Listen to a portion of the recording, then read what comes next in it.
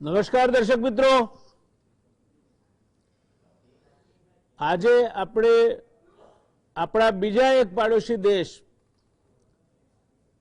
સત્તા પલટો થયો છે, એની અસરો ભારત પર શું પડશે અને ખરેખર હકીકત શું છે, શું અસર પડી શકે તે બાબતે ચર્ચા કરવાની છે। એક બાજુ જેમ નેપાળ, બાંગ્લાદેશ, આ બધા દેશો આપણા પાડોશી છે, તેમ અત્યારે મ્યાનમાર તરીકે ઓળખાતું બર્મા પણ આપણું પાડોશી છે। ભારતના આ પાડોશી દેશ મ્યાનમારમાં સેનાએ રવિવાર તારીખ 31મી જાન્યુઆરીની અડધી રાત્રે 2 વાગે સત્તા પલટો કરી લીધો છે। લશ્કરની માલિકી ધરાવતી મ્યાનમારની ટીવી ચેનલે જાહેરાત કરી હતી કે દેશભરમાં 1 વર્ષ માટે કટોકટી લાગી ગઈ છે અને બંધારણનું રક્ષણ કરવા માટે આ પગલું ભરાયું છે। ત્યાંના લોકપ્રિય નેતા અને સ્ટેટ કાઉન્સિલ આંગ સાન સૂ તથા રાષ્ટ્રપતિ વિન મિન્ટ સહિત અનેક નેતાઓની ધરપકડ કરવામાં આવી છે। દુનિયાના અનેક દેશોએ તેની નિંદા કરી છે। ભારતે પણ આ પરિસ્થિતિ અંગે ચિંતા વ્યક્ત કરી છે। દેશમાં છેલ્લા 10 વર્ષથી લોકતાંત્રિક સરકાર હતી, જ્યારે તેના અગાઉ 2011 સુધી અહીં સૈન્ય શાસન જ હતું। દેશમાં 48 વર્ષ સુધી સૈન્ય શાસન સહન કરી ચૂકેલી મ્યાનમારની જનતા આ સત્તા પલટાથી દુઃખી છે। સવારે જ્યારે લોકોને અડધી રાતે થઈ ચૂકેલા સત્તા પલટા અંગે જાણ થઈ, ત્યારે લોકોએ બજારોમાં જઈને મોટા પાયે ખરીદી શરૂ કરી હતી। સામાન્ય જનતા પાસે અત્યાર સુધી જરૂરી માહિતી નથી। કોરોના મહામારીના કારણે દેશમાં નોકરી અને કારોબાર પર અવળી અસર થઈ છે। આર્થિક રીતે પરેશાન લોકો ધરણા દેખાવો કરી રહ્યા છે। આ દરમિયાન મ્યાનમારમાં મિલિટરી શાસન લગાવી દેવાયું છે। લોકો વ્યસિત અને ગુસ્સામાં છે। આ સત્તા પલટો કેમ થયો? ગઈ તારીખ 8 નવેમ્બરે મ્યાનમારમાં સામાન્ય ચૂંટણી યોજાઈ હતી। તેમાં આંગ સાન સૂના પક્ષે બંને ગૃહોમાં થઈને 396 બેઠક મેળવી હતી। તેમના પક્ષે નીચેના ગૃહમાં એટલે કે લોઅર હાઉસની 330માંથી 258 અને અપર હાઉસ એટલે કે આપણે જેને રાજ્યસભા કહીએ છીએ તે ઉપરના ગૃહમાં 138માંથી 168માંથી 138 બેઠકો મેળવી હતી। મ્યાનમારના મુખ્ય વિપક્ષ યુનિયન સોલિડેરિટી એન્ડ ડેવલપમેન્ટ પાર્ટીએ બંને ગૃહમાં થઈને માત્ર 33 બેઠક મેળવી હતી। આ પક્ષને સેનાનું સમર્થન હાંસલ હતું। આ પાર્ટીના નેતા થાન હિતે છે, જે સેનામાં બ્રિગેડિયર જનરલ રહી ચૂક્યા છે। સેનાએ ચૂંટણીમાં સૂની પાર્ટી પર ગેરરીતિ આચરવાનો આક્ષેપ લગાવ્યો છે, જે રીતે અમેરિકામાં પણ આવો જ આક્ષેપ તેના તત્કાલીન પ્રમુખે લગાવ્યો હતો। આ અંગે સેનાએ સુપ્રીમ કોર્ટમાં રાષ્ટ્રપતિ અને ચૂંટણી પંચને ફરિયાદ કરી હતી, જેને સુપ્રીમ કોર્ટે ફગાવી દીધી છે। રોહિંગ્યા મુસ્લિમોની જે સ્થિતિ છે તે મુદ્દે આંગ સાન સૂ કીની સરકારની ભારે ટીકા થઈ હતી। આમ તો લશ્કરી વડા રોહિંગ્યા મુસ્લિમોના કટ્ટર વિરોધી ગણાય છે, પરંતુ સત્તા હાથમાં લેવા માટે સૈન્યના ઉચ્ચ અધિકારીઓએ દેશમાં માનવ અધિકારોનું પાલન થતું નથી એવો પણ મુદ્દો છેલ્લા કેટલાક સમયથી ઉઠાવ્યો છે। હવે મ્યાનમારની સત્તા સંપૂર્ણપણે સેનાના હાથમાં છે। સત્તા પલટા બાદ ત્યાં સેનાએ 1 વર્ષ માટે ઇમરજન્સી એટલે કે કટોકટીની જાહેરાત કરી છે। મ્યાનમારમાં 1962 થી, દર્શક મિત્રો સમજો, 1962 થી 2011 એટલે ખાસું 49 વર્ષ સુધી સૈન્યનું રાજ્ય રહ્યું। 2010માં પહેલીવાર ચૂંટણી યોજવામાં આવી, નાગરિક સરકાર બની, જેમાં જનતા દ્વારા ચૂંટવામાં આવેલા પ્રતિનિધિને રાજ કરવાની તક મળી। લોકતંત્ર આવ્યા પછી સંસદમાં સેનાના પ્રતિનિધિઓ માટે નક્કી કરાયેલ કોટા રાખવામાં આવ્યો। બંધારણમાં એવી જોગવાઈ કરવામાં આવી કે સૂ કી ક્યારેય રાષ્ટ્રપતિની ચૂંટણી ન લડી શકે। પ્રશ્ન એ થાય છે કે જે કંઈ થયું છે એની ભારતને શું અસર થાય?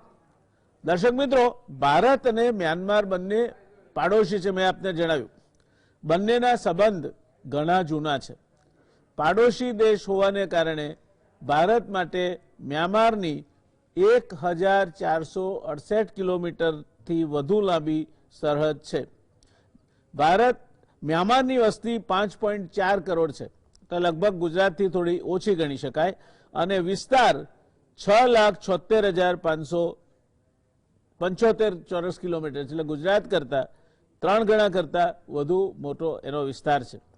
બંગાળની ખાડીમાં સમુદ્રની સરહદથી પણ બંને દેશો જોડાયેલા છે. અરુણાચલ પ્રદેશ, મિઝોરામ, મણિપુર અને નાગાલેન્ડની સીમા મ્યાનમાર પાસે આવેલી છે.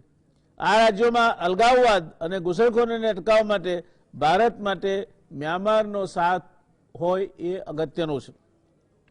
મ્યાનમારમાં લગભગ 50 વર્ષ રહેલી ફૌજી સરકાર ભારત સાથે સંબંધ બગાડવાના પક્ષમાં નથી. જો કે ભારત મ્યાનમારમાં લોકતંત્રને ટેકો આપે છે, એટલા માટે મ્યાનમારની સેનાનો ચીન તરફ ઝૂકવાનો અણસાર છે.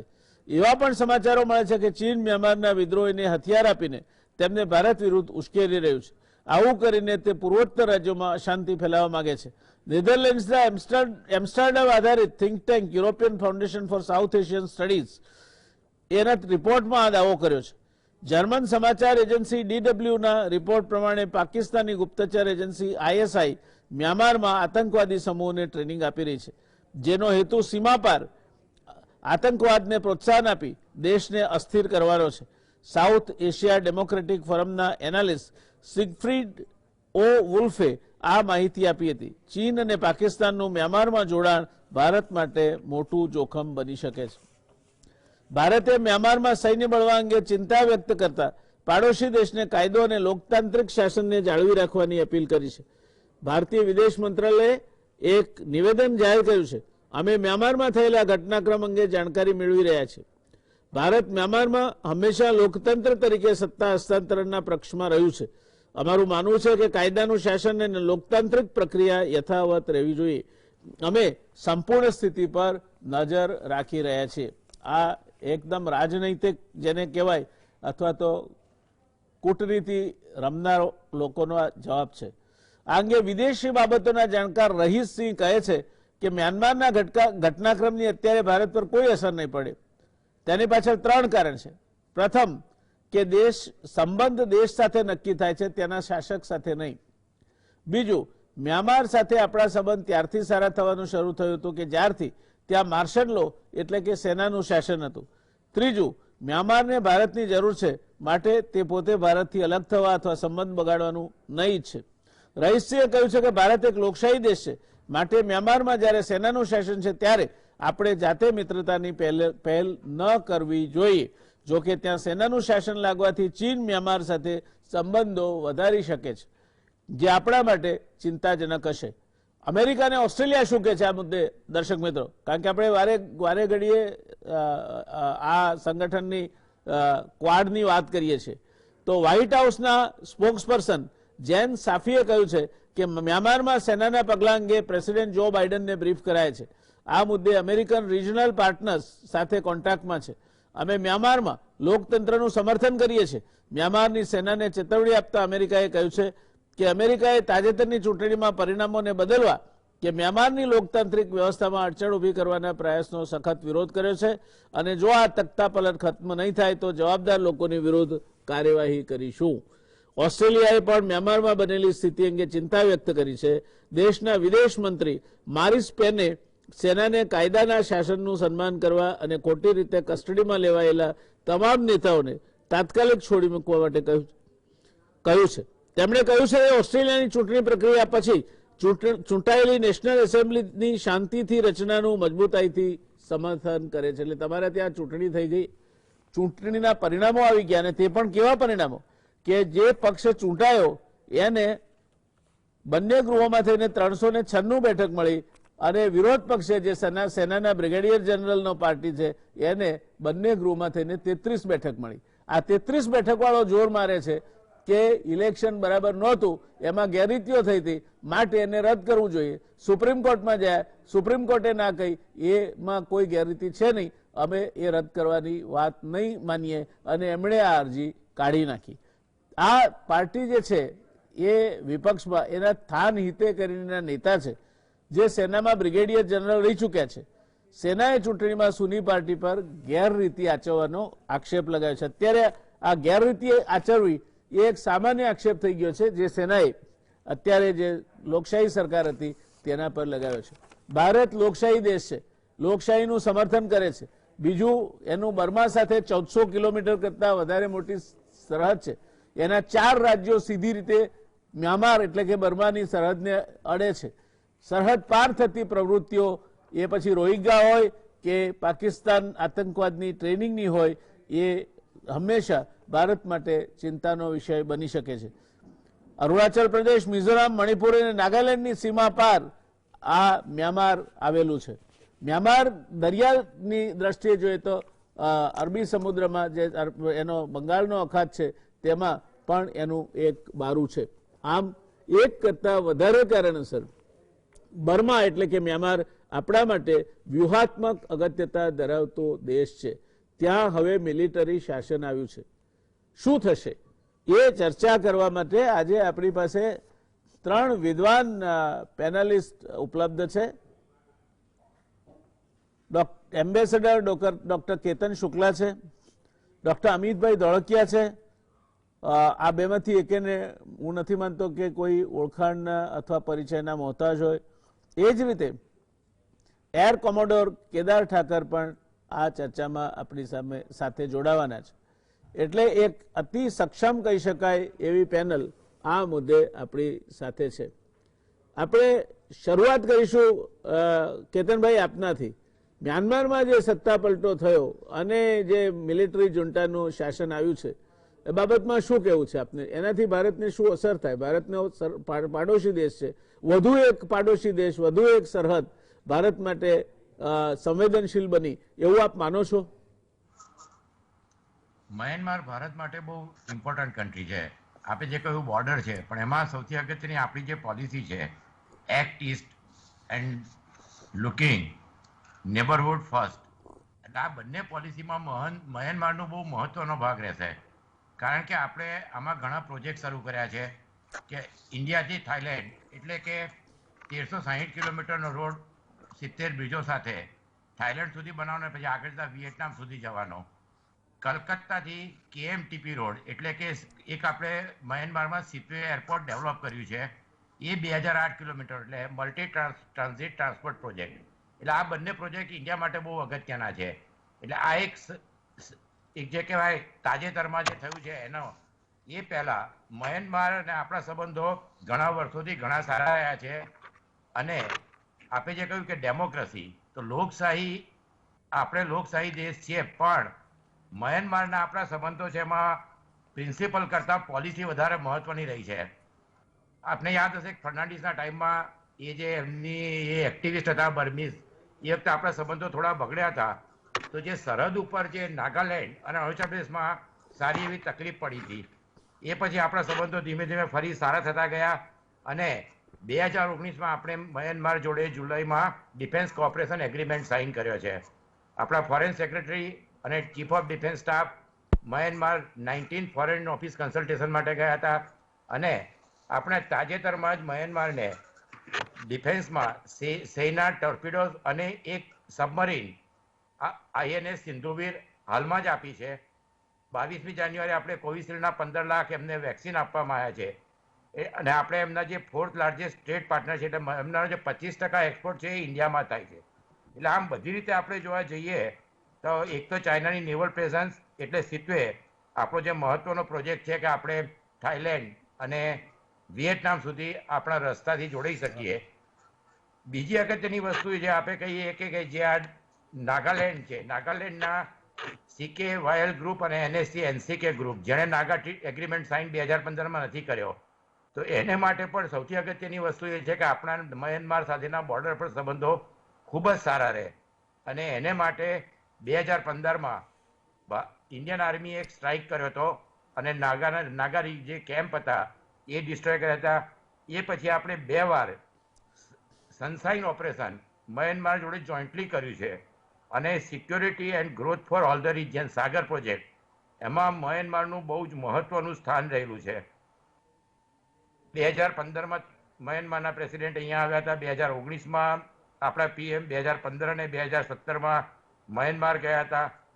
પછી આપણે ઉવિન પણ અહીંયા આવ્યા હતા. એટલે આપણે જોવા જઈએ તો કે જે સંબંધો ઉપરના લેવલે છે એ ખૂબ મહત્વના છે. આંગાઈસુનું એક મહત્વનું કારણ એ છે કે એમના જે ફાધર હતા આંગસુને, એમનું 1948માં એસેસિનેશન થયું હતું. એ પછી એમની પત્નીને એમ્બેસેડર તરીકે ઇન્ડિયામાં નીમવામાં આવ્યા હતા અને એમનું ગ્રેજ્યુએશન ઇન્ડિયામાં થયું છે. એટલે એમના જે ઇન્ડિયા જોડે જે સંબંધો છે એ ઘણા સારા છે. 1991માં એમને નોબેલ પ્રાઇઝ મળ્યો, એટલે જે કહેવાય કે વિશ્વમાં એક બહુ મહત્વની કહેવાય. 1990માં ઇલેક્શન જીતી ગયા હતા, પણ આર્મી એમને સોંપ્યું નહોતું. એ પછી જે આપણે મ્યાનમારની જે કાયમ સ્થિતિ છે, ટર્બ્યુલન્સ વાળી રહે છે, ચાઇનાનું ઇન્ટરફિયરન્સ છે, રોહિંગ્યા છે, કન્ટ્રી છે થેરાવાદ બુદ્ધિઝમનો કન્ટ્રી છે. પણ એમાં મુશ્કેલી એ છે કે જે આપણે શ્રીલંકાની જેમ એ બુદ્ધિઝમ છે, દલાઈ લામા જેવી રીતે આક્રમણો કરતા હતા, એ થોડો એગ્રેસિવ છે. એટલે એની લીધે જે બુદ્ધિઝમના થેરાવાદી બુદ્ધિસ્ટ છે અને જે આર્મી છે એ લોકોના સંબંધો ઘણા સારા છે. આર્મીને 25% સીટો આપવામાં આવી હતી, પણ ઇલેક્શન જીત્યા પછી પણ બીજી વાર એક તો આંગસુચીને એમને પ્રેસિડેન્ટ કેમ ના બનાવ્યા, કારણ કે ત્યાં એક કોન્સ્ટિટ્યુશનમાં રૂલ છે કે જે વ્યક્તિ બ્રિટિશના પરણેલા હોય અથવા એમના છોકરા હોય, એટલે એ એમના જે હસબન્ડ હતા એ બ્રિટિશ હતા, એ 1998માં ગુજરી ગયા, એમના છોકરાઓની પણ બ્રિટિશ પાર્ટી. એટલા માટે એ લોકોએ એની અંદર કોન્સ્ટિટ્યુશનમાં નવું પ્રાઇમ મિનિસ્ટરનું પદ ઊભું કર્યું અને એને એટલે જે કહેવાય કે પ્રાઇમ મિનિસ્ટર તરીકે નિમાયા. એમની છબી થોડી વિશ્વમાં ધૂંધળી થઈ છે. એમણે હ્યુમન રાઇટમાં જોઈએ એવા પ્રયત્નો કર્યા નહીં. એ છે, પણ દરેક કન્ટ્રી અત્યારે એ જુએ છે કે વ્યક્તિ મહત્વનો છે કે દેશ. એટલે બિડેને સ્ટેટમેન્ટ આપ્યું છે, ઓસ્ટ્રેલિયાએ આપ્યું છે, અને બિડેનના આવ્યા પછી અત્યારે જે ટ્રાન્ઝિશન ચાલે છે, એટલે અમે એમ કહી શકાય એક રીતે કે ચાઇના એ સ્ટેબલ થાય એ પહેલાં એમની મિલિટરીનો ચાઇના જોડે સંબંધો ખૂબ જ સારા રહ્યા છે. એટલે આપણે એને માટે બી એની પર ધ્યાન રાખવું જોઈએ. પણ હાલના તબક્કે મ્યાનમાર સાથેના આપણા સંબંધો ખૂબ જ ગાઢ છે. એટલે અને જે બોર્ડર છે એમાં બંને દેશો માટે બહુ અગત્યની વસ્તુ છે. બર્મા જોડે આપણા સંબંધ છે બહુ, જેને કહેવાય ને કે સુભાષચંદ્ર બોઝે ત્યાંથી જ આપણે આઝાદી આર્મીની શરૂઆત કરી હતી કે give me the blood I will give you the independence, જે બહાદુર શાહ જફરની એ સમાધિ હતી ત્યાંથી. એટલે બર્માના આપણા સંબંધો છે જે ગાઢ છે એ જોતા આર્મી, કલ્ચરલ, સોશિયલ અને પોલિટિકલ હાલના તબક્કે ઇમિડિયેટલી તો આપણે સંબંધો સારા રહેશે. અને આની પર આપણે ધ્યાન રાખવું જોઈએ કે કારણ કે આપણા આમાં સંરક્ષણ, કાઉન્ટર ટેરરિઝમ અને જે કહેવાય કે સાર્વભૌમત્વ અને આજુબાજુના જે જીઓપોલિટિકલી બહુ મહત્વનો દેશ છે.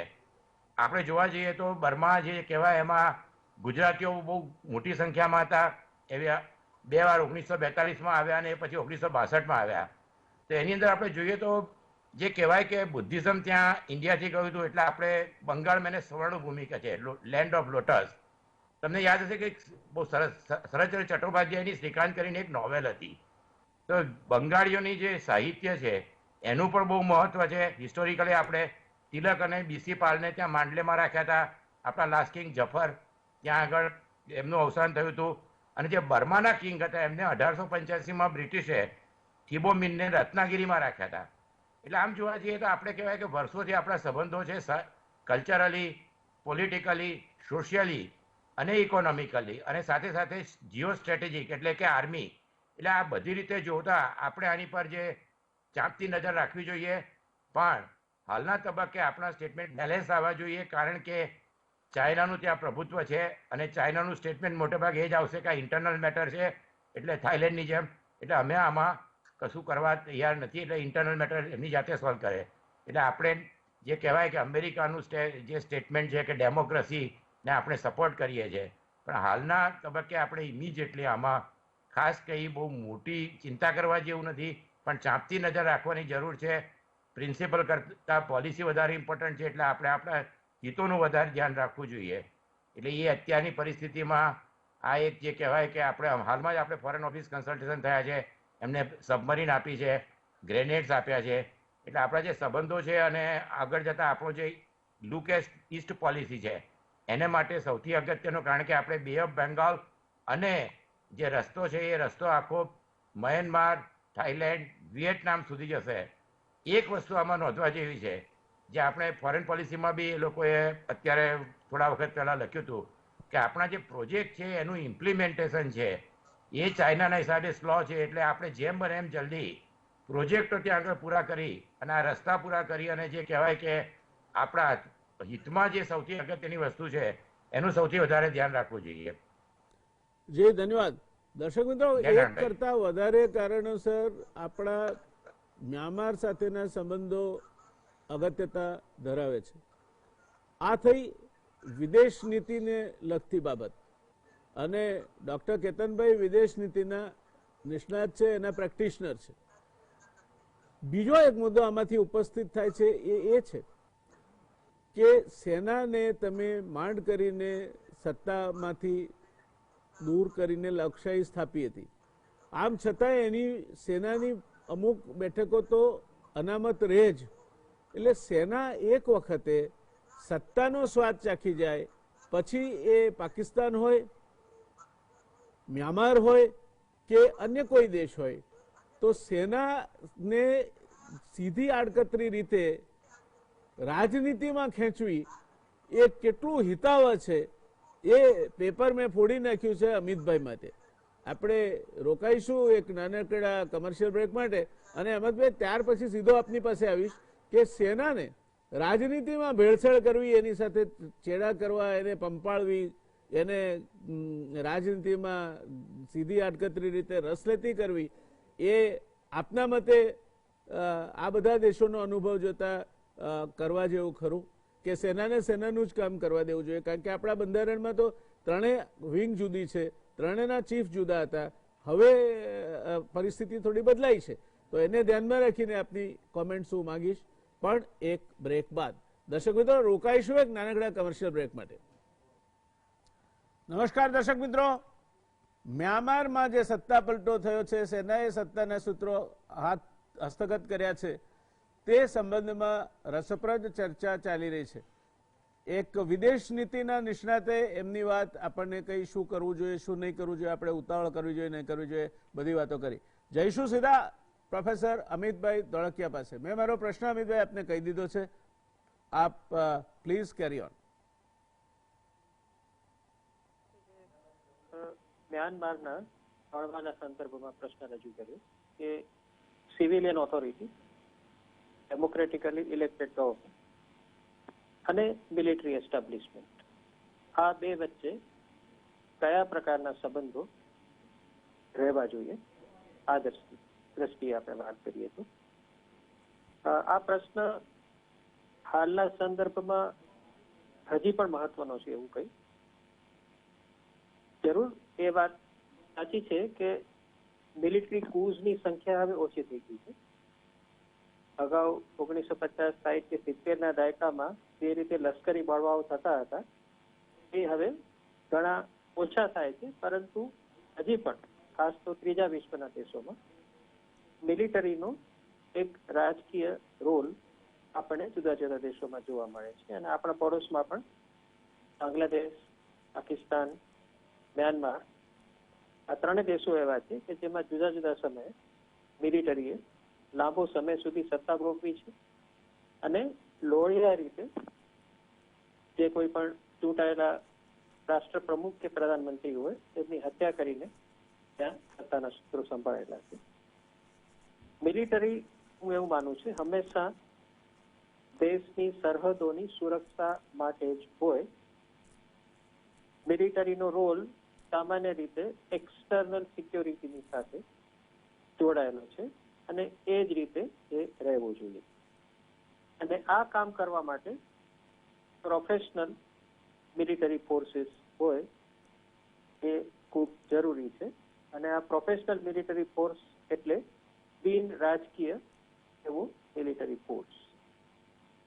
સરકાર ચલાવવી, સરકારનું જે કંઈ પણ કામ છે તે દેશની આંતરિક બાબત છે અને એની સાથે મિલિટરી એક્સટર્નલ સિક્યોરિટી ફોર્સ જોડાયેલો નથી.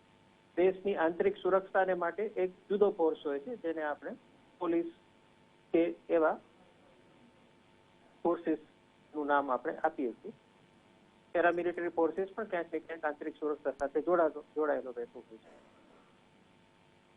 ભારતની જો આપણે વાત કરીએ તો આપણા સદનસીબ છે કે બ્રિટિશ શાસને આપણા દેશમાં પ્રોફેશનલ આર્મીનો પાયો નાખ્યો.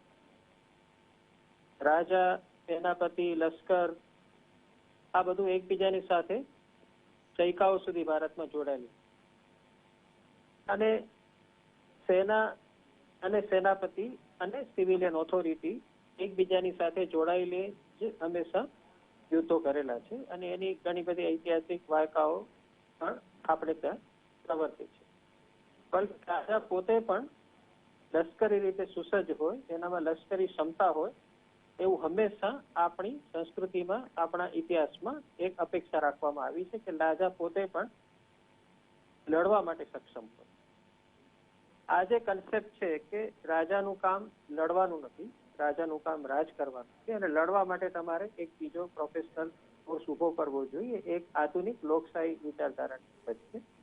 અને બ્રિટિશ શાસને પહેલી વખત પ્રોફેશનલ ઇન્ડિપેન્ડન્ટ આર્મીનો ભારતમાં પાયો નાખ્યો.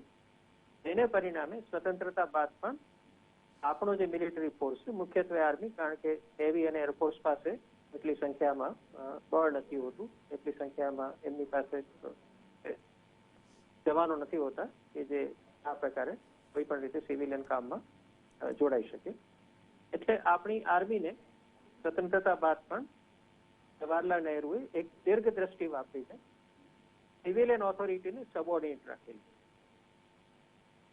આર્મીના જે પાવર્સ છે તેને એવી રીતે નિયંત્રિત કરવામાં આવ્યા કે આંતરિક ભારતનું જે કોઈ પણ રાજકારણ છે અને આંતરિક જે કોઈ પણ બંધારણીય પદ્ધતિ છે એમાં મિનિમમ એમનો હસ્તક્ષેપ રહે. આપણે ભારતનું બંધારણ વાંચીએ તો એમાં પણ સીધી રીતે કોઈ જગ્યાએ મિલિટરીને કે આપણા લશ્કરને કોઈ ભૂમિકા નથી આપવામાં. અને આ ખૂબ દીર્ઘ દ્રષ્ટિથી કરેલું કામ છે. આની પાછળ એક બીજું પણ ફેક્ટર મને એવું લાગે છે કે આપણે ઉલ્લેખ કરવો જોઈએ. જે ત્રીજા વિશ્વના દેશોમાં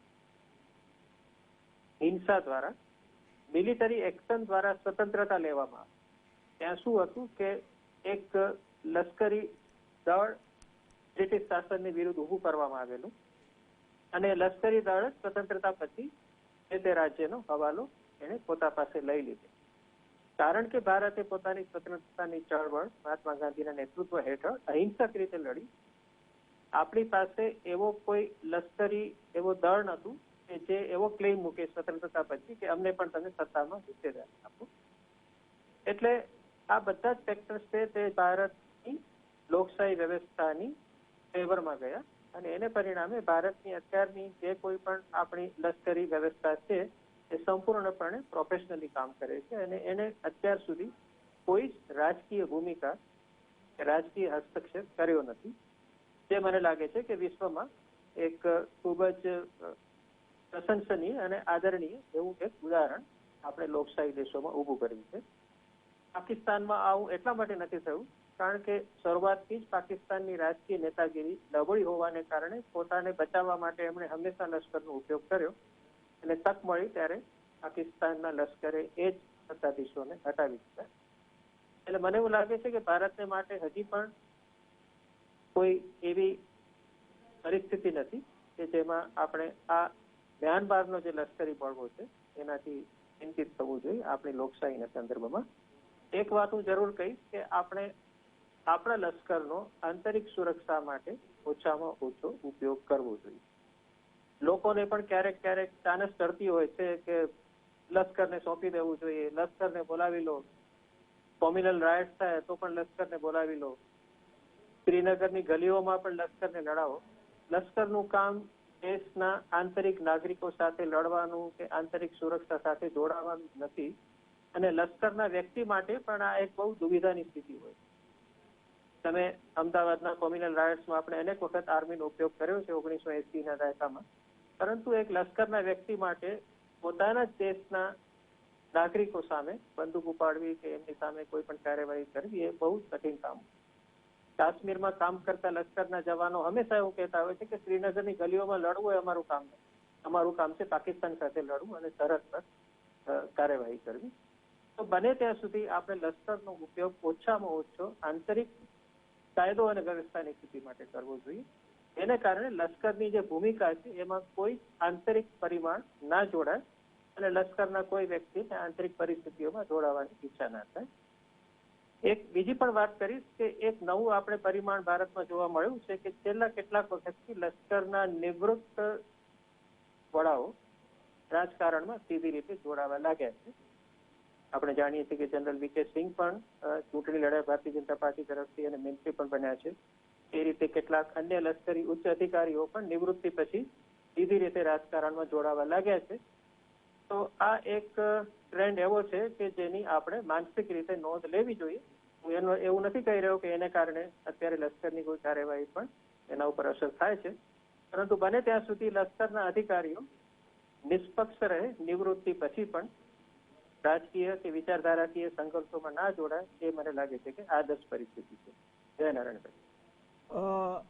આપની વાત સાથે સંમત થવા જેવું છે, કારણ કે લશ્કર છે સ્ટ્રાઇકિંગ ફોર્સ છે, એનું એક દેશની પ્રજામાં એના માટે ખૂબ મોટું માન છે અને એનો ઉપયોગ જેમ ડૉક્ટર જે જીવન રક્ષક દવાઓ છે એ ક્રિટિકલ કેર માટે જ કરે છે, લશ્કરનો ઉપયોગ પણ દર્શક મિત્રો ક્રિટિકલ કેર માટે જ કરવો જોઈએ. બહારના ભય સામે પોતાના દેશને સુરક્ષિત રાખવો, સરહદ સલામતી રાખવી, તે લશ્કરનું કામ છે.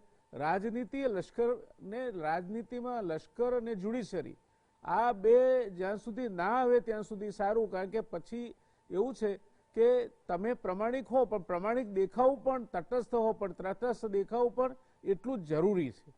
એટલે આ એક ભયસ્થાન તરફ જે અમિતભાઈએ નિર્દેશ કર્યો, મને લાગે છે આપણે સૌએ આ સમજવા જેવી બાબત છે અને જેટલું સમજીને આની સાથે આપણે નિપટીએ તે વધારે યોગ્ય રહેશે.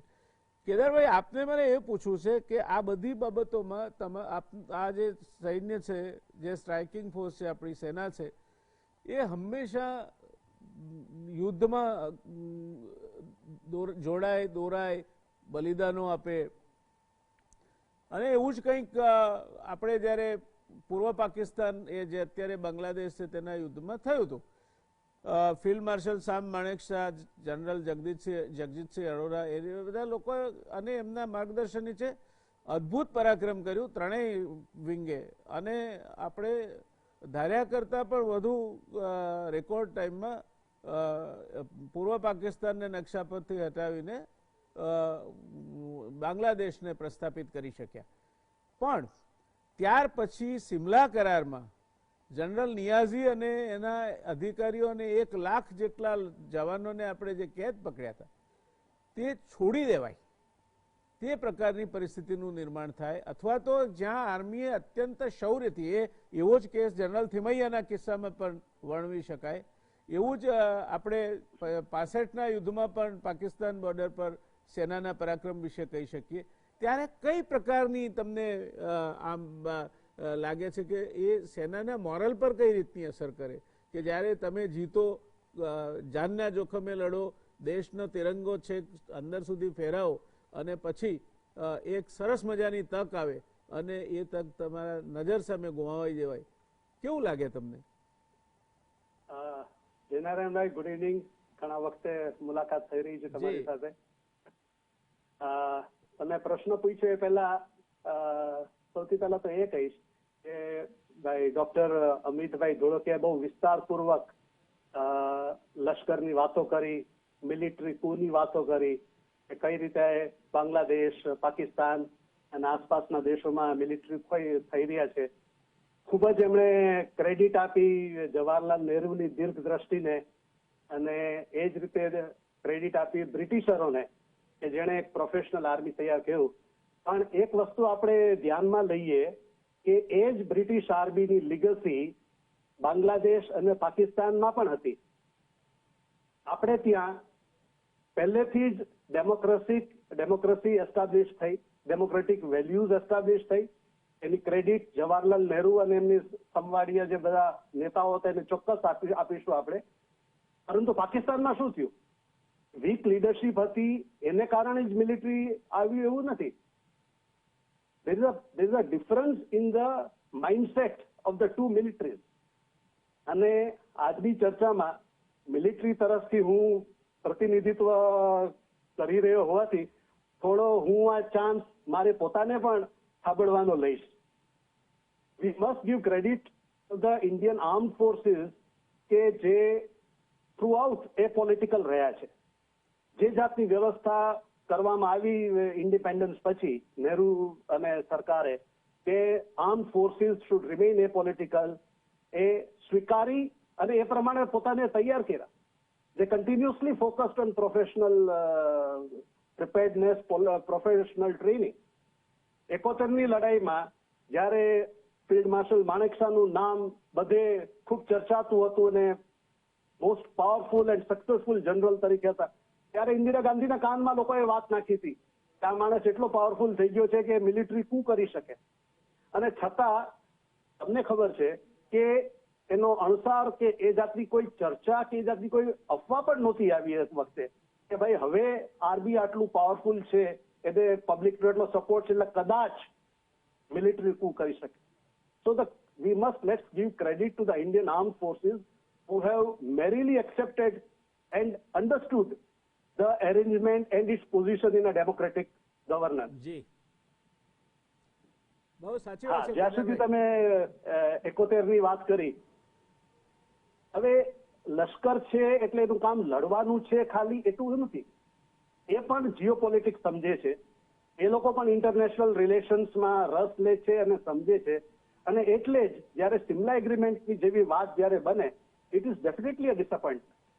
It was a golden opportunity. Yes 47થી આપણે કાશ્મીરનો પ્રોબ્લેમ જે હતો અને જે આપણે હવે લગભગ 25 વર્ષ જેવું થઈ ગયું હતું, સોલ્વ કરવાની કોઈ અંદેશો દેખાતો નહોતો, યુએન કઈ કરી નહોતું શકતું, એના રિઝોલ્યુશન ઇમ્પ્લિમેન્ટ કરી નહોતું શકતું, ત્યારે આનાથી વધારે કોઈ સારો ચાન્સ હતો જ નહીં. Somewhere our leadership failed and Bhutto was smart enough. Bhutto જો આ જાતનો કરાર ન થયો તો પાકિસ્તાનમાં રહેવું મુશ્કેલ થઈ પડે, એ પરિસ્થિતિ હતી. જી There were high hopes. He had lost everything. એની પાસે કઈ હતું જ નહીં, બચ્યું જ નહોતું, except touching our feet, actually speaking. પણ એમાંથી એ આ જાતનું કરારનામું કરી શક્યા અને he literally got away with it. એટલે આ એક ડેફિનેટલી ઇટ ઇઝ ડિસ્ટર્બિંગ. હું એમ નહીં કહું કે મોરાલ ઉપર અસર થશે કે એવું એમ, પણ ઇટ ઇઝ ડેફિનેટલી ડિસ્ટર્બિંગ કે આટલું મોટું પરાક્રમ, આટલી મોટી લડાઈ લડે, આટલો બધો ત્યાગ આપ્યા પછી એક લાઈફ લોંગ ઓપોર્ચ્યુનિટી આવી હતી કાશ્મીર પ્રોબ્લેમ સોલ્વ કરવાની, એ કેમ આપણે ચૂકી ગયા? કેમ આપણા એ વખતના નેતાઓ અને એના જે એડવાઇઝર્સ હતા એ કેમ આ વાત ચૂકી ગયા? કેમ આ જાતનો કરાર હતો? એ જ રીતે અમુક જે ઇમ્પોર્ટન્ટ જીઓપોલિટિકલી અને સિક્યોરિટી પોઈન્ટ ઓફ વ્યૂથી અમુક એરિયાઝ જે આપણે એક્વાયર કર્યા હોય, હાજીપીર પાસ કાશ્મીરમાં જે છે, હાજીપીર પાસ આપણે પાછો પાકિસ્તાન પાસેથી લઈ લીધો હતો અને પાછો આપવો પડ્યો.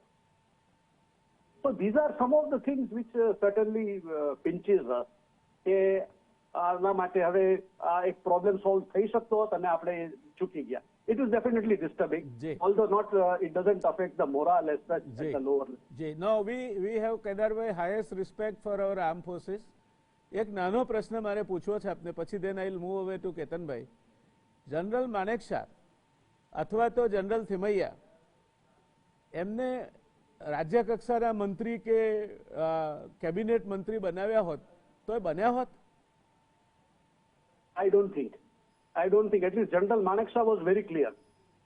General Manekshaw was very clear that he will not accept. એ કોઈ પણ બીજી પોઝિશન એક્સેપ્ટ કરવા તૈયાર જ નહોતા. એમને યુકેમાં હાઈ કમિશનર તરીકે મૂકવા માટે અને બીજી ઇન્દિરા ગાંધી ઓફરો કરેલી. એણે કીધું હું લશ્કરી વડા છું. I will accept field marshal's rank and nothing more, nothing less. That is the spirit.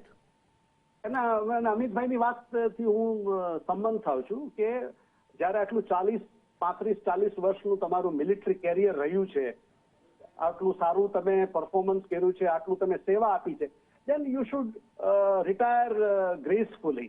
And like they say, old soldier never dies, old soldier only fades away. Yes. So you should gradually fade away from the limelight and be happy with yourself. Yes.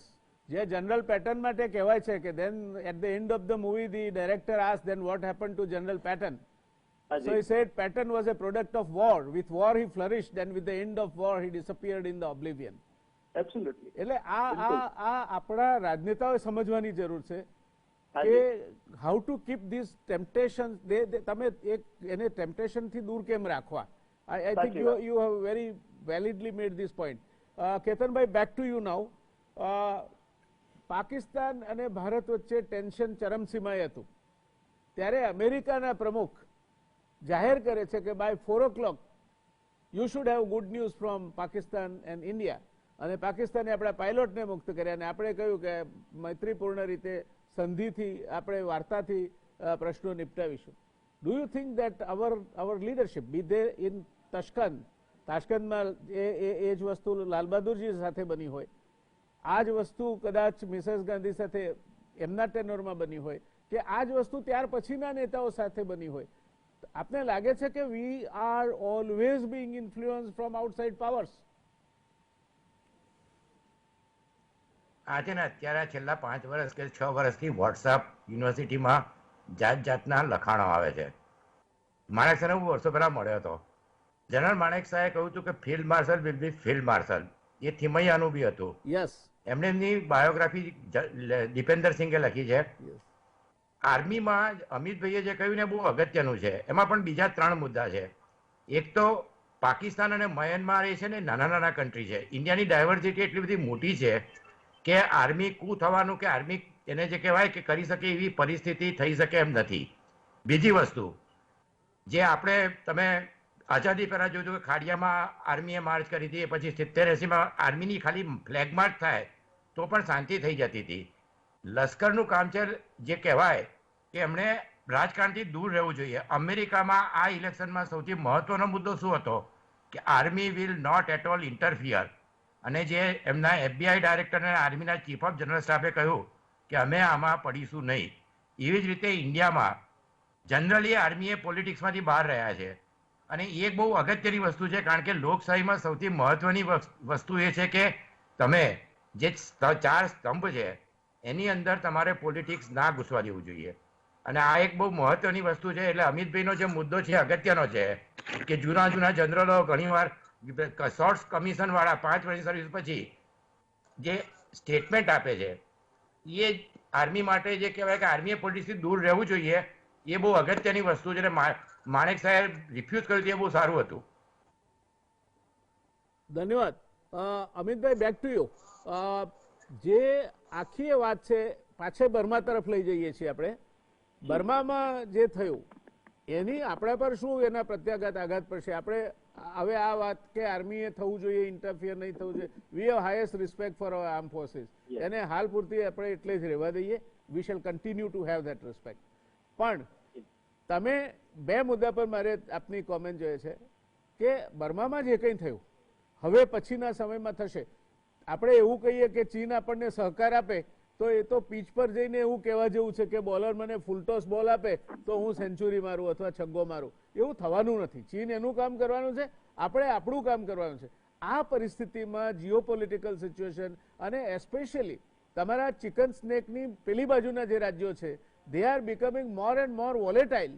ત્યારે શું પરિસ્થિતિ થશે આ જે બર્મામાં થયું છે એના કારણે?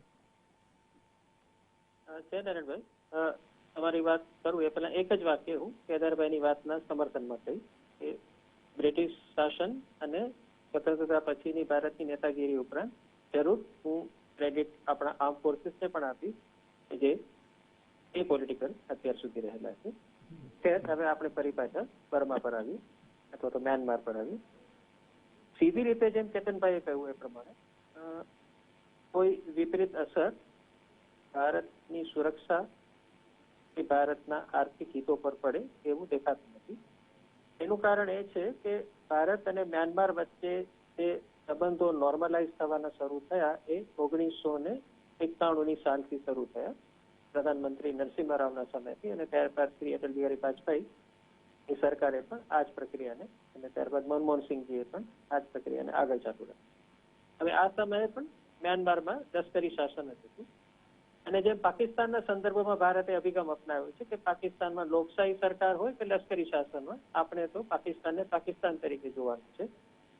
એવી જ રીતે મ્યાનમારને માટે પણ ભારતનું વિદેશ નીતિનું વલણ આ જ રહ્યું છે કે મ્યાનમારમાં લોકશાહી સરકાર હોય કે લશ્કરી શાસન હોય, ભારતે ભારતના હિતોને ધ્યાનમાં રાખીને આગળ વધવાનું છે. અને લશ્કરી શાસન સાથે પણ આપણા ઘણા બધા સંધિઓ થયેલી જ છે. બલકે હું એવું કહીશ કે લશ્કરી શાસન સાથે જેટલી સંખ્યામાં સંધિઓ થઈ છે એના કરતા ઓછી સંખ્યામાં સંધિઓ આપણે છેલ્લા 5 વર્ષ કે 9 વર્ષના ગાળામાં આંગ સાન સ્યુ કીની સરકાર સાથે કરી. પહેલા તો આપણે એ વાત પણ સમજી લઈએ કે સ્યુ કીની સરકાર સંપૂર્ણપણે લોકશાહી હતી જ નહીં, કારણ કે એક હાઇબ્રિડ પ્રકારની સિસ્ટમ હતી જેમાં અધિકૃત રીતે બર્માની આર્મીને એક રોલ આપવામાં આવ્યો હતો અને ઘણે અંશે શ્યુકીએ વિશ્વને નિરાશ કર્યા કે એમણે આર્મીને અને આર્મીની ઈચ્છાને સરેન્ડર થઈને મોટા ભાગે પોતાનું શાસન ચલાવ્યું. એટલે એવું માનું લેવાની જરૂર નથી કે શ્યુકી ભારતના બહુ મોટા મિત્ર હતા અને લશ્કરી શાસન ભારતની વિરુદ્ધ જશે. શ્યુકીએ પણ એકચ્યુઅલી ચાઇના સાથે ઘણા સારા સંબંધો બાંધ્યા હતા અને 1 વર્ષ પહેલા જ એમણે બહુ મોટો ત્યાં મહોત્સવ યોજ્યો અને ચીનના પ્રમુખને મ્યાનમાર ઇન્વાઇટ કર્યા હતા. બેલ્ટ અને રોડ ઇનિશિયેટિવમાં મ્યાનમાર ચીનનો એક મહત્વનો પાર્ટનર બન્યું તો એ પણ શ્યુકીના સંમતિથી જ થયું, જેથી કરીને એને ઇન્ડિયન ઓશનમાં ચીનને એક મહત્વનો રોલ મળ્યો. રખાઈન રિજનમાં ચીન ત્યાં પોર્ટ પણ બનાવી રહ્યું છે, મોટા રસ્તાઓ બનાવી રહ્યું છે. એટલે સીધી રીતે એવું માની લેવાની જરૂર નથી કે લશ્કરી શાસન આવશે એટલે કંઈક ભારત વિરુદ્ધ એ કાર્યવાહી કરશે, પરંતુ જેમ કેતનભાઈ કહ્યું છે આપણે સાવચેતી રાખવાની જરૂર છે. મ્યાનમાર એ નેપાળ નથી. નેપાળમાં ચીન અને ભારતની વચ્ચે એક સીધી સ્ટ્રેટેજિક કોમ્પિટિશન ચાલી. મ્યાનમાર એ નેપાળ એટલા માટે નથી કે આપણે સીધી રીતે ચીન સાથે અહીંયા કોમ્પિટિશનમાં નથી. આપણું હિત માત્ર બોર્ડર પૂરતું છે અને નોર્થ ઈસ્ટ રિજન પૂરતું છે અને ઠીક હદે ભારત અને મ્યાનમાર વચ્ચે હવે સહકાર પ્રવર્તી રહ્યો છે બોર્ડર મેનેજમેન્ટ માટે. બલકે બોર્ડરનો ઘણો બધો ભાગ આપણે દિવસમાં 4 થી 5 વખત ખુલ્લો કરીએ છીએ. આ બોર્ડર એવી છે કે જે ઓપન બોર્ડર ટાઈપની થઈ જાય છે. દિવસના ઘણો વખત તમે એને ટ્રેડિંગ પોઈન્ટ કહીએ છીએ. ભારતના લોકો મ્યાનમાર જેમ બહાર જઈને ખરીદી કરી શકે છે, મ્યાનમારના લોકો પણ ભારતમાં આવીને ખરીદી કરી શકે છે. તો આપણે સાવચેત રહેવાની જરૂરત છે. ચીન ભારત કરતા ઘણું આગળ છે ઇન્વેસ્ટમેન્ટની દ્રષ્ટિએ અને રાજકીય પ્રભાવની દ્રષ્ટિએ. એટલે આપણે નાહક એમાં કોમ્પિટિશનમાં ઉતરવાની જરૂર છે. India will not be able to replace China as far as influence over Myanmar and Myanmar government is concerned. પરંતુ આપણે આપણી એક ચોક્કસ ભૂમિકા બાંધી અને આપણા હિતો, આર્થિક હિતો ખાસ તો એને સુરક્ષિત રાખવાની મને લાગે છે કે આવશ્યકતા છે. નહીં કે સીધી રીતે અત્યારે ચાઇના સાથે કોઈ મ્યાનમારના સંદર્ભે કોમ્પિટિશનમાં આપણે ઉતરવાની જરૂર છે. Thank you. કેદારભાઈ, એનો અર્થ એ થયો કે આપણે ચીનને સ્વીકારીને ચાલવું પડે કે it is A super power or A bigger power. એટલે આપણા વિયેતનામના રસ્તામાં ચીન જો વચ્ચે આડસ મૂકી દે તો એ તમે નહીં હટાવી શકો. આ વાત આપણે સ્વીકારવા તૈયાર છે ખરા માનસિક રીતે? અને as an arm forces officer who has occupied a very superlative rank, આપને શું લાગે છે આ જે આપણા ચિકન સ્નેકની પેલી બાજુનો વિસ્તાર એટલે નાગાલેન્ડ, અરુણાચલ ને એ જે 6 રાજ્યો છે એને આ પ્રકારની પરિસ્થિતિમાં કંઈ ચાઇનાનું ઇન્ટરફિરન્સ વધે તો ત્યાં એ લોકો માટે એક બીજો નવો રસ્તો શરૂ થશે? we are running short of time. Please make a very focused statement. yes, તમે પહેલી વાત કરી કે ચાઇના સુપર પાવર છે, આપણે સ્વીકારવું પડે. From the geopolitical point yes, સ્વીકારવું પડશે because we have to B practical કે અત્યારે ક્યાં આપણે છીએ અને ક્યાં ચાઇના છે. જ્યાં સુધી મિલિટરીની વાત છે ત્યાં હું નહીં સ્વીકારું, કારણ કે we are absolutely geared up, we are a match to them in our theatre of operation. એટલે એમાં કોઈ આપણે સ્વીકારવાની જરૂર નથી કે they are superior to us કે એવી કોઈ વાત છે. જ્યાં સુધી આગળની વાત છે, ચાઇનાનો ઇન્ટરફિયરન્સની વાત છે, એ યસ, એમાં કોઈ મત નથી. કારણ કે અમિતભાઈ એમ કીધું આપણી એક તરીકે ઓપન બોર્ડર છે ચાઇના મ્યાનમાર સાથે. ક્લિયર બોર્ડર છે પણ ડિમાર્કેટેડ નથી. જંગલ છે, રિવરાઇન છે, બધો ટેરેન છે, ત્યાં બધું મુશ્કેલ છે અને ઓફિશિયલી આપણે 15-16 કિલોમીટર સુધી આવવા જવા માટે છૂટ આપી છે લોકોને. બધી ટ્રાઇબ્સ એ જ છે બે તરફ, એટલા માટે થઈને. એટલે વોટ ઇઝ ઇમ્પોર્ટન્ટ ઇઝ કે આપણે ત્યાં મિલિટરી રેજીમ હોય કે સો કોલ્ડ ડેમોક્રેટિક રેજીમ હોય, આપણે એની સાથે એને સ્વીકારવું પડશે, સારા રિલેશન રહે. That is in our interest. કારણ કે આપણે જોયું છે કે જયારે આપણે કડક થયા છીએ એના મિલિટરી સાથે, ત્યારે એ લોકોએ આપણા જે ટેરરિસ્ટ અથવા એન્ટી નેશનલ ઓર્ગેનાઇઝેશન છે એને સપોર્ટ કર્યો છે. જયારે આપણે એને સાથ આપ્યો છે, એને સપોર્ટ કર્યો છે, ત્યારે એને પણ આપણને સપોર્ટ કર્યો છે. And that was most visible during last 2 years. દર્શક મિત્રો, આ બહુ સમજવા જેવી વાત છે. મ્યાનમાર નાનો કન્ટ્રી છે એમ સમજીને નહીં ચાલુ. એની વસ્તી ગુજરાતથી ઓછી છે, વિસ્તાર 3 ગણા કરતા વધારે છે ગુજરાતથી, અને ચીન ત્યાં પહોંચી ચૂક્યું છે. એટલે એને તમે જો કાંડું આંબળવા જશો તો એ બીજા હાથથી તમારા મોઢા પર લપડાક મારશે, પણ જો એને પંપાળશો તો એ તમને પંપાળશે. એટલે તમે એને એક દેશ તરીકે ત્યાં શાસન કયું છે, મિલિટરી શાસન છે, લોકશાહી શાસન છે, એની ચિંતામાં પડ્યા વગર તમારા હિતો જળવાય તે પ્રકારની વિદેશ નીતિ જો મ્યાનમાર સાથે રાખશો તો તમે સારા સંબંધો વિકસાવી શકશો, તમારા હિતો જાળવી શકશો. જો નહીં રાખો તો એ ટેરરિસ્ટ ગ્રુપોને પોતાના ત્યાં ઉછેરવા માટેની સવલત કરી આપશે. એટલે સરવાળે તમારે વેઠવાનું આવશે. આ વાત સાથે આપણે આજની ચર્ચાને અહીંયા વિરામ આપીએ. લેટેસ્ટ ડેવલપમેન્ટ જે મિલિટરી પોઈન્ટ ઓફ વ્યૂ થયું છે એની આજે ચર્ચા જ નથી કરી. કોણ જાણે કેમ અમિતભાઈએ કે કેદારભાઈએ એની ચર્ચા કરવાનું ઉચિત નહીં માન્યું હોય, અને તે છે CDS. એ આખું જે ડિસ્પેન્સેશન ઊભું થયું છે તેની આપણે વાત ગળી ગયા છે. ફરી કોઈ વાર કરીશું એની ચર્ચા. દર્શક મિત્રો, આજે આ ચર્ચાને આપણે વિરામ આપીશું. મળીએ ફરી આવતીકાલે એક નવું પેનલ, નવો મુદ્દો અને નવી વાત સાથે. ત્યાં સુધી શુભરાત્રી. ત્રણેય પેનલિસ્ટ અમારા અમિતભાઈ, કેદારભાઈ અને ભાઈ કેતનભાઈ આ ચર્ચાને પોતાના જ્ઞાનથી સભર અને રસપ્રદ બનાવવા માટે આપનો ત્રણેયનો તહે દિલથી આભાર. અમને આ રીતે સહકાર આપતા રહેશો એવી અપેક્ષા સાથે શુભરાત્રી.